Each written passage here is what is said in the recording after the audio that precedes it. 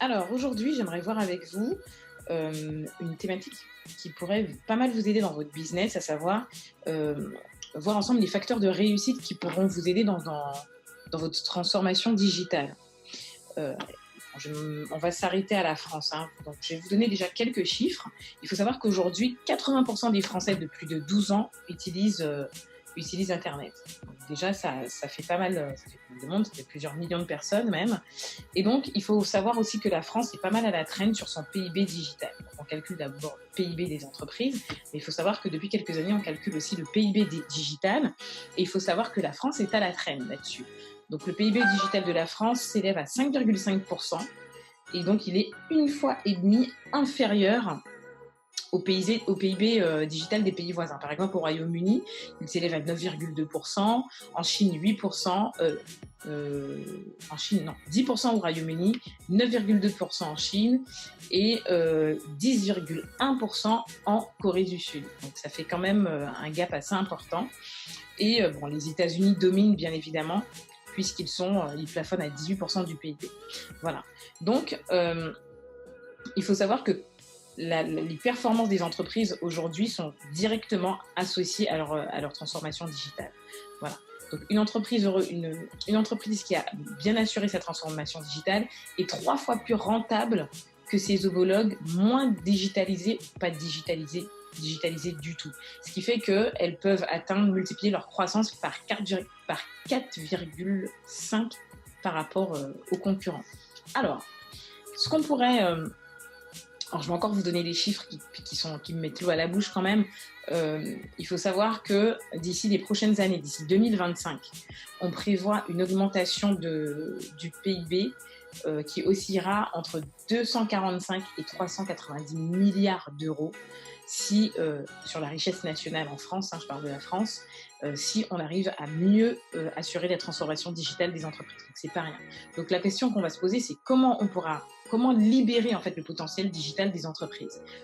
Donc, le premier conseil, c'est de pouvoir d'avoir une vision ambitieuse. Franchement, c'est ce que nous on appelle le no limit mindset. Voilà. Il faut absolument pas vous donner de limites. Il faut être très très ambitieux. Et si vous partez de zéro aujourd'hui, vous pouvez vous dire dès maintenant que vous pouvez faire en sorte de devenir millionnaire d'ici les 2, 3 ou 4 prochaines années. Il faut absolument que le dirigeant de l'entreprise puisse avoir une vision ambitieuse pour assurer une bonne transformation digitale. Il faut bien évidemment avoir les moyens financiers, les moyens humains.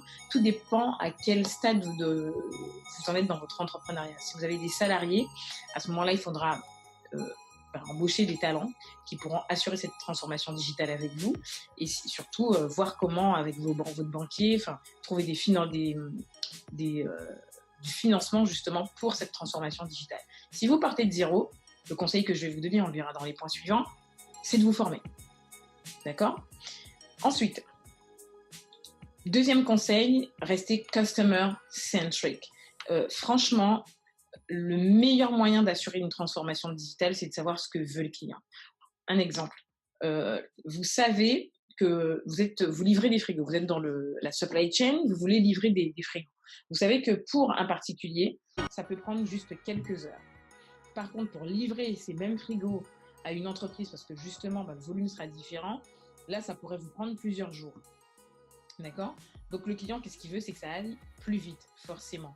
Donc, à ce moment-là, être proche de son client, ça permet vraiment de multiplier les interactions, comprendre ce qu'ils veulent, tester les choses et surtout identifier avant la concurrence aussi les nouvelles tendances. Voilà. C'est en restant proche de vos clients que vous saurez ce que vous aurez à faire. Mais il faut aussi déployer des compétences un peu plus analytiques. J'en ai parlé sur ma story Instagram d'il y a quelques jours. Dans ma rubrique Make an Impact, il faut aussi développer des outils analytiques comme l'intelligence artificielle, tout ce qui est big data, le machine learning. Enfin, je développerai ces thématiques-là dans d'autres vidéos si vous me suivez encore d'ici là. Le troisième point, acquérir de nouvelles compétences. Vous ne pouvez pas passer à une transformation digitale si vous ne cherchez pas à comprendre le digital. Ça me paraît logique. Toute entreprise ou tout chef d'entreprise qui veut passer au digital doit comprendre ce qu'il fait. Vous pouvez demander à un webmaster de vous faire un site internet si vous savez, vous ne pouvez pas lui faire un cahier des charges clair et correct. Franchement, vous risquez de vous faire avoir parce que vous n'aurez pas pu matcher correctement avec ce que le développeur web comprendra et ce que vous voulez. Et puis surtout, souvent, il y a un gap, et ça, mes amis qui sont dans la communication digitale me le disent. Souvent, il y a l'idée rêvée du client qui veut tel site internet ou tel graphisme pour son logo ou ses réseaux sociaux. Donc, il y a ce que vous rêvez dans votre tête en tant que chef d'entreprise, mais il y a aussi ce qui est possible de faire. Donc, il faut toujours essayer d'équilibrer les choses entre ce que vous voulez, ce que vous rêvez et ce qu'il est possible de faire en fonction de votre budget. Donc voilà. Et pour ça, les compétences sont intéressantes parce que quand un développeur web vous dira écoutez, ce site-là, c'est pas possible, ben là, vous comprendrez pourquoi c'est pas possible et vous-même, vous serez rassuré sur les informations qu'on vous donne. Voilà. Si vous êtes déjà un grand groupe ou si vous avez déjà des salariés au sein de votre entreprise, le 4e point est quand même pas mal important, c'est-à-dire qu'il faut protéger vos talents digitaux. Alors, protéger les talents digitaux, c'est quoi ça, le but, c'est de pouvoir, comme je le disais tout à l'heure, embaucher de nouvelles personnes pour assurer la transformation digitale, mais il faut aussi faire en sorte que ces personnes restent dans l'entreprise.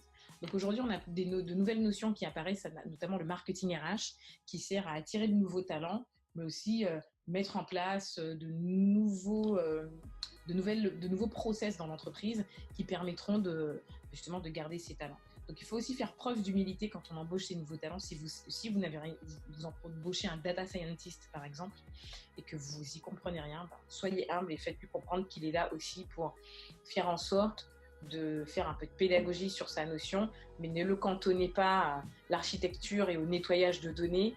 Le gars, il sera dégoûté et puis il sera désintéressé par sa mission et vous en reviendrez encore à chercher de nouveaux talents.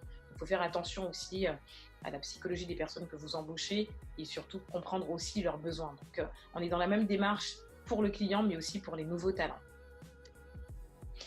Ensuite, 5e point, comment insuffler une culture test and learn. Moi, la chance que j'ai, c'est que je travaille pas avec des personnes qui ont cette culture, puisque je travaille avec des personnes qui sont essentiellement aux États-Unis, et donc ce qu'il y a de bien dans le test and learn, c'est qu'on a le droit d'échouer. Mais nous, dans notre mentalité française, l'échec reste encore quand même quelque chose de tabou. Si on doit échouer dans l'entreprise, échouons rapidement. Franchement, on apprend par l'échec. L'apprentissage par l'échec reste quand même très important, mais il faut échouer rapidement. Et surtout, 6e point, il faut aussi accélérer la prise de décision. Si on doit échouer rapidement, ça veut dire qu'on doit réduire aussi, on doit prendre plus de décisions, mais à ce moment-là, les réduire dans le temps. Un exemple, vous décidez d'investir sur un nouveau serveur, vous vous demandez, il vous faut faire un crédit sur 18 mois, par exemple. Le crédit de 18 mois, vous avez passé plein de temps en réunion à parler des différentes décisions budgétaires, de discuter avec les salariés parce qu'on ne pourra pas mettre plus d'argent sur les salaires cette année, parce qu'il faut justement faire cet investissement, etc. Ce qu'il y a d'intéressant, c'est peut-être trouver des solutions moins chères, avec un crédit sur 3 mois, par exemple, et tester une solution SaaS, etc. sur 3 mois, voir comment ça a fonctionné et surtout voir si les hypothèses testées ont échoué ou elles ont eu du succès et à ce moment-là ajuster la voile en fait au fur et à mesure. Et ça permet de donner plus de dynamique aussi à l'entreprise et plus de rythme aussi dans les projets. Aujourd'hui, tout va vite, donc il faut aussi aller vite. Et puis le 7e point, qui est super important, c'est suivre l'impact économique. Aujourd'hui, les entreprises ne font plus de digital pour faire du digital. Les entreprises françaises veulent comprendre les projets digitaux et surtout savoir s'il y aura de la rentabilité et de la viabilité économique sur des projets. Donc, le plus important aujourd'hui pour les entreprises, c'est de savoir comment elles passent du proof of concept, de la preuve de concept, à un déploiement à l'échelle, en fait, à une multiplication des ventes. Donc voilà, donc il ne suffit pas seulement de trouver du financement, il faut aussi se dire, bon ben voilà, on a testé, on a évalué, qu'est-ce qui fonctionne pas, et si ça ne va pas, quelle est la stratégie qu'on met en place, est-ce qu'on a un plan B ou un plan C. Donc voilà, donc pour conclure, les 7 points que je vous ai donnés là, on voit bien que ce sont des puzzles, que tout s'imbrique, que tout va ensemble et que l'un ne peut pas, vous ne pouvez pas passer sans l'autre en fait. Donc il faut avoir les bonnes compétences au sein de l'entreprise, les protéger et surtout bah, faire en sorte de gagner plus d'argent. Voilà. Donc si vous avez aimé, vous pouvez bah, me laisser vos commentaires ou m'envoyer, me suivre sur Instagram, c'est Karine underscore Duménil ou sur LinkedIn. Vous me trouvez, où je suis assez souvent sur LinkedIn, toujours sur Karine Duménil et sur YouTube également.